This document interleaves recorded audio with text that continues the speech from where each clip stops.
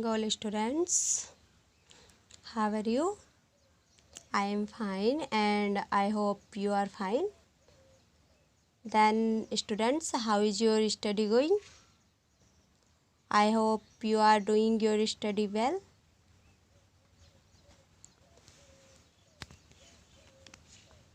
कक्षा 6, 7, 8 हिंदी मीडियम, विषय हिंदी। तो बच्चों आज मैं आपके लिए शब्द विचार, आज जो हमारा टॉपिक है वो है शब्द विचार। आज मैं आपको शब्द विचार के बारे में पढ़ाऊंगी, ठीक है। अच्छे से पढ़ना है। शब्द विचार हमारा पहला है, फर्स्ट टॉपिक है शब्द विचार। शब्द विचार क्या है, शब्द विचार किसे कहते हैं, ठीक है। तो बच्चों हम यहाँ पे शब्द विचार के बारे में पढ़ेंगे, ठीक। तो बच्चों शब्द वर्णों के योग से बनते हैं। जो शब्द होते हैं वो वर्णों के योग से बनते हैं, ठीक है। उसका अपना एक निश्चित अर्थ होता है। जो शब्द होते हैं वो वर्णों के योग से बनते हैं और उनका अपना एक निश्चित अर्थ होता है, ठीक।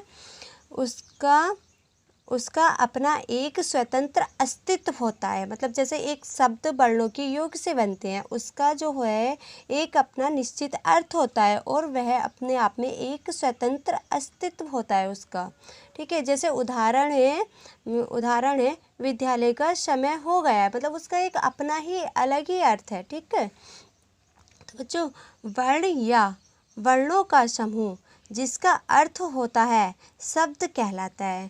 वर्ण या वर्णों का समूह जिसका अर्थ होता है शब्द कहलाता है।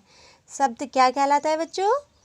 वर्ण या वर्णों का समूह जिसका अर्थ शब्द कहलाता है, ठीक है। नेक्स्ट है हमारा शब्द और पद। शब्द और पद, यहाँ पे देखो दो हैं, शब्द और पद। शब्द किसे कहते हैं और पद क्या होता है, शब्द क्या होता है और पद क्या होता है, ठीक है। जब शब्द का प्रयोग वाक्य के अंतर्गत व्याकरण के नियमों में बांधकर होता है तो वह पद कहलाता है। मतलब अगर यदि कोई शब्द का प्रयोग वाक्य के अंतर्गत व्याकरण के नियमों को बांधकर होता है तो वह पद कहलाता है, ठीक है। जैसे गाय, दूध आदि, ठीक है। जैसे गाय और दूध है, ये शब्द है, पद नहीं। क्योंकि बच्चों यहाँ पे ओनली ये वर्ड है, एक शब्द ही तो है। गाय है, गाय एक शब्द ही तो है।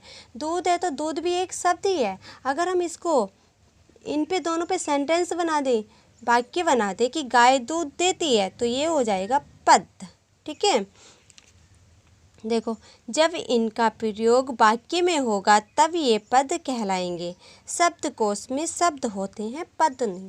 जैसे हमारे यहाँ पे शब्द है तो ये बच्चों ये शब्दकोश हुआ, ठीक है, पद नहीं हुआ। अगर हम इसका सेंटेंस बना देते हैं कि गाय दूध देती है तो बच्चों ये पद हो जाएगा, ठीक है। शब्द और पद समझ में आया ना। जो शब्द क्या है, शब्द है ओनली एक शब्द जैसे गाय, ठीक है। और पद क्या है, अगर उसी शब्द को हम उस शब्द पे एक वाक्य बना दे तो वह पद हो जाएगा, ठीक है। नेक्स्ट है हमारा शब्दों का वर्गीकरण। बच्चों शब्दों का वर्गीकरण, शब्दों का हमें ये तो पता है कि शब्द है, बट उसका जो वर्गीकरण है वो कितने आधार में है ये नहीं पता। तो बच्चों आज मैं आपको शब्दों का वर्गीकरण बताऊंगी।